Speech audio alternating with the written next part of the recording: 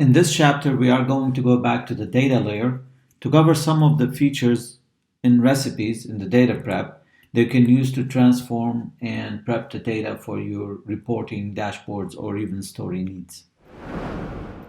So again, as a reminder, we are focusing here on the data layer, specifically the ETLT layer, where we are going to get some data in and transform it, add some derived fields, apply some transformations or smart transformations, and store that resulting data transformations in one data set that can be consumed by the dashboards or the stories or Einstein Discovery side of the product.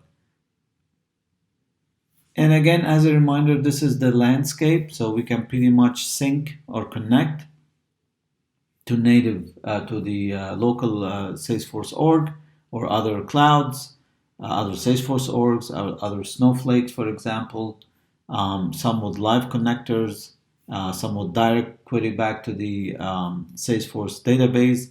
And once we have the data in this synced or connect layer, we can use Dataset Builder, hence data flow editor, to kind of merge this data together, add the right fields, or we can use the recipes to combine some of these data sets and produce a final output or a final output node or a final data set to be used. So we are going to cover a good list here of things you could do in the data at the data layer, joining data sets and lookups. How do you add the right fields? Aggregates and why they are important, windowing functions so you can go across rows up and down, outputs, how to export data or store it in a data set, data snapshotting. So there's still a way, manual way, maybe you want to do some data snapshotting, data storage for data trend purposes, flattened transformation at a high level, multi-value lookup, how it works, and prediction scoring, and the smart transformations that are available to you at the data layer. All right, we're going to go back to our environment and create the first join between these two data sets that we have been using. So we're going to go back all the way to the op owner account data set and the external CSV data set where we created that. And I can access recipes in multiple ways. I can go to Data Manager and hit on Data Manager, go there and go to the recipes, or I can just start from the data set that I know. So for example, if I say create a data set, and I'm going to use from my data sets that I've already created, it will take me again to that page, Data Manager. I'm going to go Data Flows Recipes, and recipes right here. I'm going to go and create a new recipe.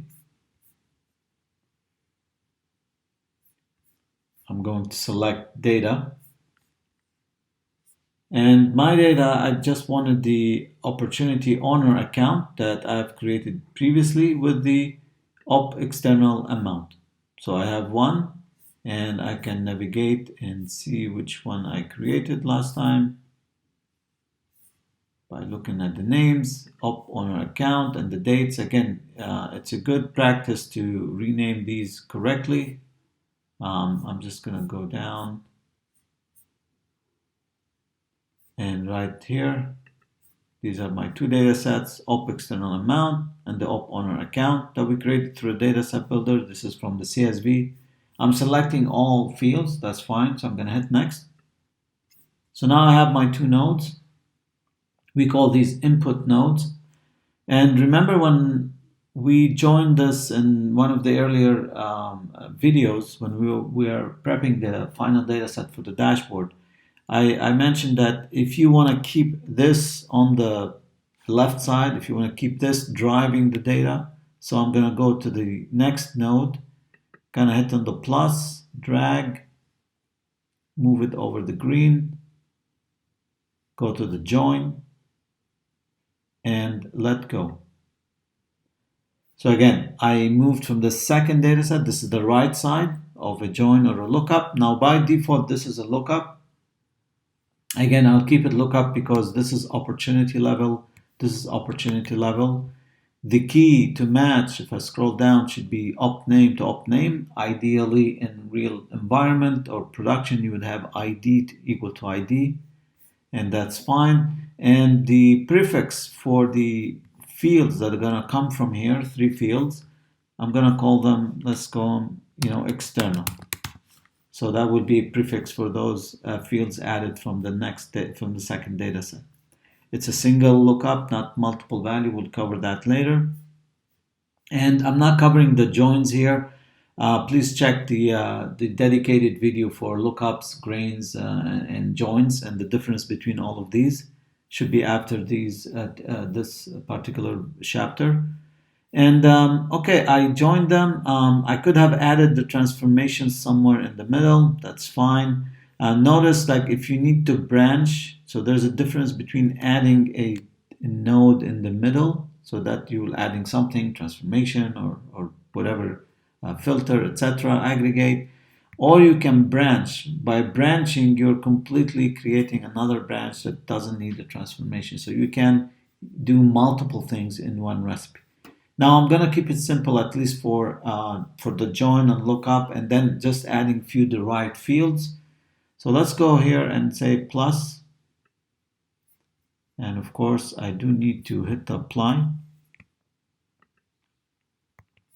Let's hit plus here. And we're going to add a transformation. So notice this is just a transform node. And now we're going to do something with it. I'm going to expand pane. Again, this is a preview data, subset of the data. And let's go add a few things. So let's start with, let's say maybe text bucketing or find and replace, right? So this is closed, this is true and false. I do want to change this to maybe yes or no. Notice as you select a text, this is a text, I have all of these transformations available here for me. We're going to walk over these. So again, you can hide the field from the final result. You can add functions. You can trim. These are all substrings or string functions. Trim, split, uppercase, lowercase, replace.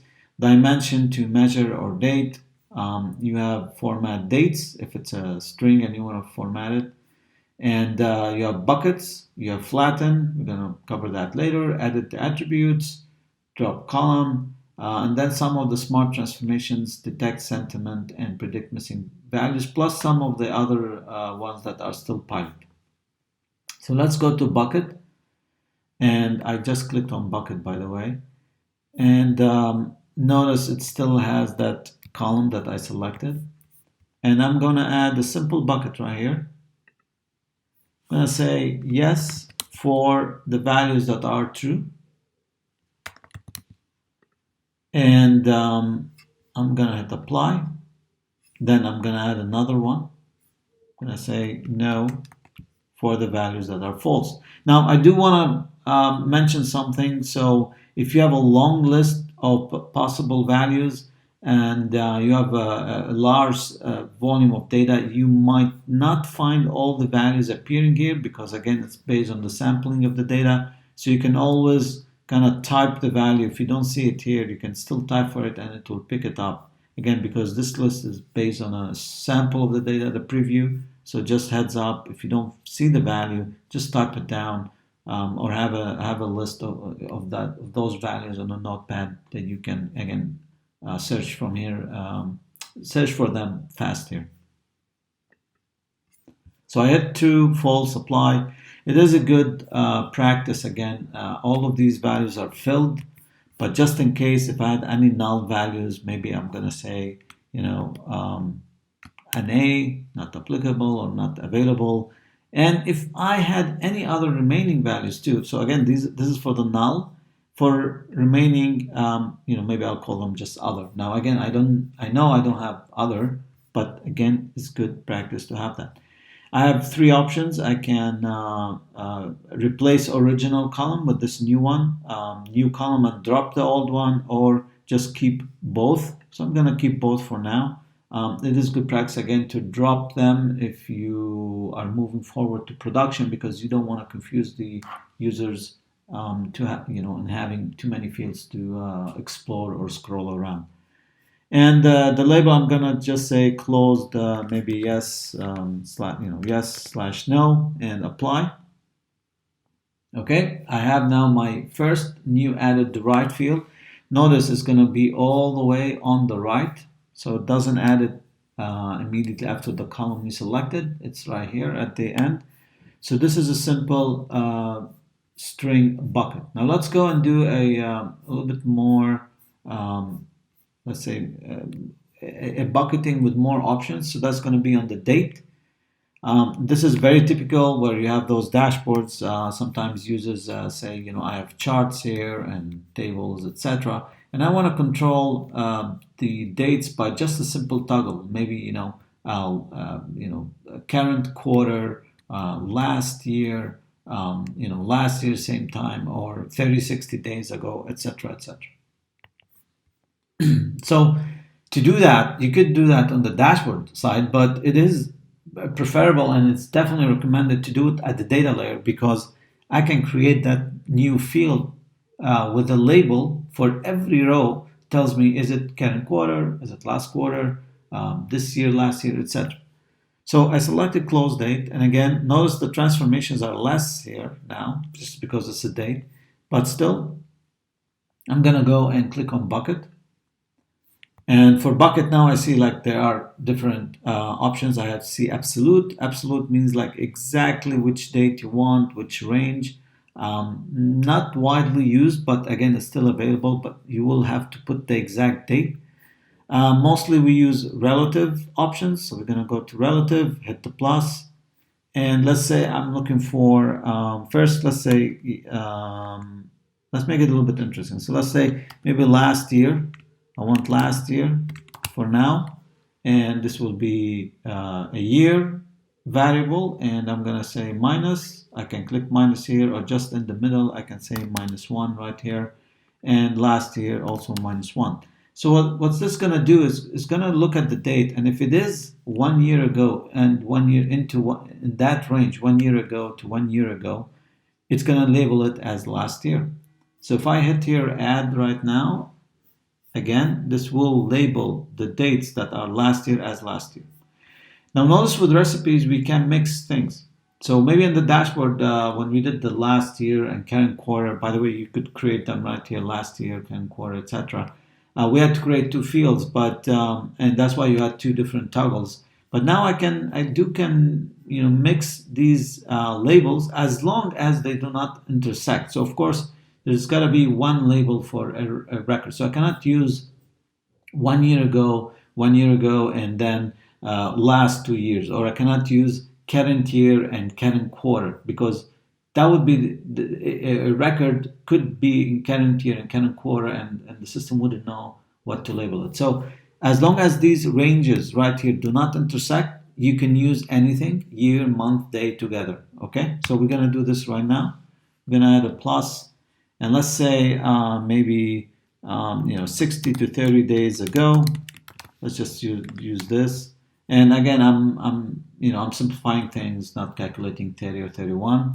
So this would be a day, and I click on day, and I'm looking for -60 days ago till -30 days ago. So that's it. 60 to 30 days ago. There you go. 60 and 30. I hit add. Maybe one more, I'll do a current quarter, just to show you again. Well, okay, current quarter, again, it might conflict with the 60, 30 days, so that's not gonna work. So maybe I'll just do 30 days, last 30 days. Let me just click this.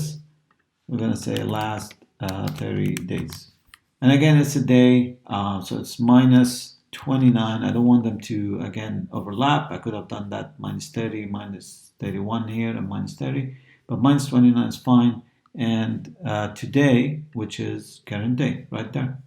So I'm going to hit add. And that's it. Now, I know for a fact also that there are a lot of other dates that do not fall into these ranges. So this time I really have to make sure bucket remaining values add up as other dates, and just in case if there's any nulls, now close date, it might not be filled out, so I'm going to say NA, right here. So now I have NA, I have other dates. I'm going to say produce a new one, and I'm going to call this close date bucket. Yep, let's keep it like that. Hit apply. And if I now scroll all the way to the right, I should see also my data right here. I see last year, I see other dates, last year again, other dates, etc., etc. By the way, if you're doing this exercise live, you might see some different results because again, my environment is a little bit old when I created this. Your dates probably are going to be more current, and you will have some other values here. And the last thing I wanted to show you is just a simple number formats. For example, remember we brought the external invoice and the original amount. So these are from the CSV file. And let's say I just wanted my current amount minus my external invoice amount. So that would be a simple formula. Let's hit amount, for example. And let's say a custom formula right here. And for that custom formula, again, I have a lot of formulas I can use here. And in this case, it's just a very simple function. It's actually, and as you start typing the field names, they appear as a suggested list. So it's just amount right there, amount minus external, EXT, let's say external invoice amount. And I'm going to call this, so this is a number minus a number. I'm creating a new field. I have to say what it is. This is a number 2, numeric. Precision is how many digits you want to preserve for this number. It is recommended if you're dealing with huge volumes of data, like a billion and up, 500 million and up in data sets. You might want to be paying attention to the precision, how many digits you're giving these new measures that you're creating. So give it something that's realistic. This is an amount. I don't think the difference will be in 10 billion. So, maybe a million, maybe maximum 10 million, maybe, 100 million. But I don't think that amount is going to be that much. So again, I will reduce the digits needed. I don't need any decimals. So scale is the number of digits for decimals in case you want decimals. And the default value, I'm going to leave it as is in case it's empty or null. I want it null. And I'm going to call this amount, let's just call it amount difference right here. I'm going to hit apply. And now I have my final amount difference right here. So I have all of these 3 added fields. And if I were to go to columns very fast right here, I can see all of the fields I'm using.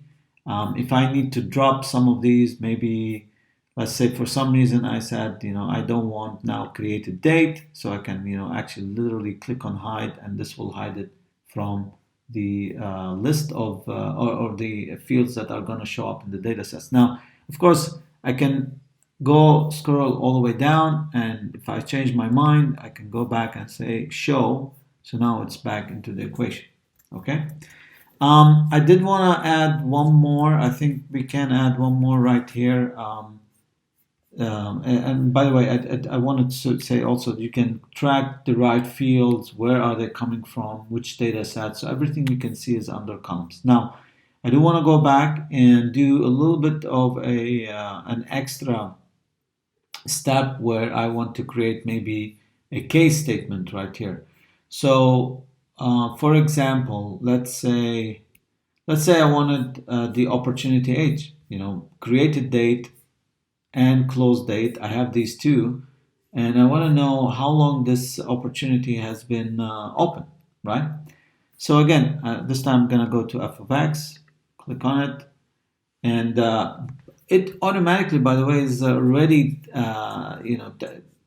it's sensing this is or detected this is a date field, and going ahead and saying maybe you do want the date difference or add, subtract days or months, and you can do even a custom formula. Okay, but let's click on date difference for now, and all what I'm saying is close date, and I do want the created date. Now, I think this. Let me check it. If this gives us a negative date, then we would have to go and switch which one I'm starting with. But again, this is going to be opportunity age, and it helped me that I didn't have to figure out the context of the formula or the syntax. So I'm gonna hit apply, and let's see, we're gonna get right now at the end, opportunity age. So again, this was negative, so I was correct. I should have started with the created date. So let's go delete this transformation, or we could have again come back to created date and hit f of x, date difference, created date, the end date is close date, and again this would be opportunity age, and hit apply, and there you go. I have now very easily a date difference. I didn't even have to go through the manual formula. Now, just to show you what would be a manual formula, if I went to custom formula, and let's say I wanted a date function, so I would say date diff, right? So date diff, end date minus start date, and again I would have to put, for example, here created date, type it down, and okay, that was actually the other way around. So this would be close date, and this would be created date. Now, if you wanted to go also a little bit more complex, you're going to have, for example, let's say what happens if created date or closed date is null, it hasn't been closed yet, and you want to do that between, created date and now, then you will have to have some sort of a case statement, for example. So you can see there is a case, and then I would have, for example, and you will need to delete all of this. So let's say I wanted to say case when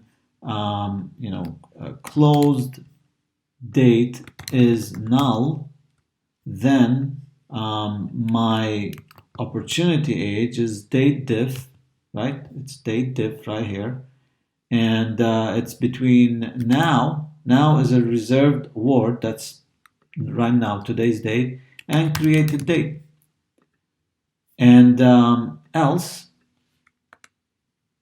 I don't have any more when, it's just two conditions, right? So if close date is not null, then it's a simple thing as date diff, again, this time between close date and created date. So what am I doing here? Again, just to repeat, if my close date is null, if this opportunity has not closed, then the opportunity age is obviously between created date and now.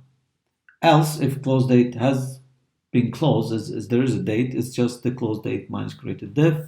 Again, similarly here, you would type, so what is this? This is a day, so this is a numeric, and precision, I don't think I will have a million days since the created day, and I can say default value, keep it, empty, that would be null if there's nothing, or I can put 0 if I really wanted a number, and this will be, let's say this is op age, let's call it this one equation, and I hit apply, and again I have that field. So this is date manipulation, is probably something you will always do in the data prep, or at least most of the time if you have access to that. Because remember, we can do some stuff on the dashboard too, but we're trying here to do it one time at the data level so everyone can use it at the dashboard or designer level. I do want to go over one more final example. Sometimes we want custom order for certain charts. Let's say I'm going to use a funnel to look at my opportunities, and I want to order them by a certain order, not alphabetical. It's it's a certain order. You want the closed maybe here. You want the negotiation somewhere in the middle. So it's not alphabetical. Like I said, it's not ascending and descending, and it is custom. So one way to proactively prep for that is to go to that field that you want to do a pre-order, and again go to f of x, hit custom formula. And I'm going to skip these. What I can do is go to case, and I can manually replace the values. So for example, if I'm talking about stage, so I can say case when stage, stage name. So again, stage is the label, stage name is the API name, which you see behind the scene, And let's say when stage name equal prospecting right there. So I can see it from here. Of course, I would have had a list somewhere, so I'm kind of monitoring this. Then I will just replace it by one dot, maybe prospecting, or one dash. So again, I'm trying to manually induce or introduce my custom order. So I'm gonna just add one more. Maybe I say closed one, and I will call it maybe again 2 for now. Of course, this would mean I need to go over all these values, whether they are 6 or 7 or 8. I would have 8 of these statements, and else, just for some brevity right now, I'm going to say other stages, for example.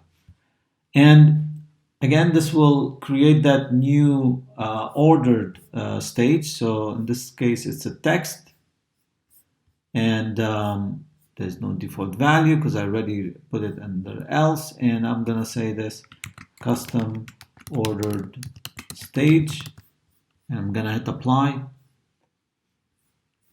And again, if I go all the way here, I can see the order now, the 2, 1. What I'm saying here, I introduce my specific 1s and 2s and 3s and 4s, and this way I can custom order on a chart by the 1s and 2s and 3s, not by the alphabetical numbers. Now, all of this, do not forget that you need to add an output node, else it's lost. So I'm going to add one more node. Scroll down, hit output. I'm gonna call this op owner account, and I'll call with external data just for now. And I'm gonna hit apply. You have to go up and save and run because I do want to run it right now. Obviously, you could just save it, and even after you develop this and maybe deploy, you will refresh or you will schedule that particular recipe to run at a certain time. So if I go back to Data Manager, it should be running under monitor. I see it there, and if I did go to that particular recipe, which I just called with external, no, I need to search for it. You could always go, remember, you could right here, today, go from the drop down and you will schedule it. That's, or you get notified, etc. All of those things that you can handle with the recipe. But that's how you will be deploying it in production. So we're gonna let this run, but that should cover it from basic data transformations and joins in the recipes. In the next part, we are going to cover some of the more advanced features.